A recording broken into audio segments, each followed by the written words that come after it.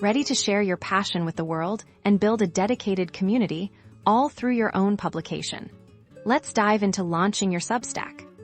First, head over to Substack.com. We're going to begin by clicking that clearly visible Get Started or Sign Up button. This is where your journey begins, so let's make it count.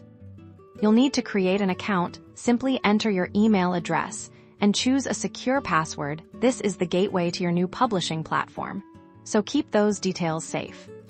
Now, Substack wants to know about your amazing content. What will your newsletter be about? Think about your niche, your expertise, or your burning passion. This will help Substack suggest relevant topics and connect you with potential readers. Time to christen your creation. Choose a publication name that's memorable, relevant to your content, and easy to find. Aim for something that truly represents what you'll be sharing. Substack will then suggest a publication URL based on your name. This is the web address for your newsletter. You can usually customize this to be even more specific or personal if you like.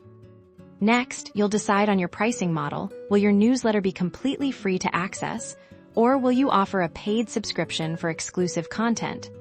Substack makes it flexible, allowing you to choose what works best for your goals. And just like that, you're in your very own Substack dashboard.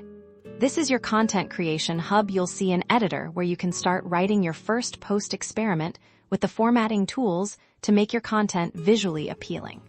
Before you hit publish, take a moment to fill out your publication's description.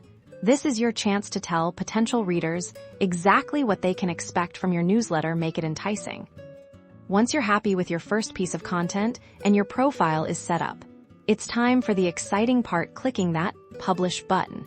Congratulations, you've officially launched your Substack publication and are ready to start building your readership.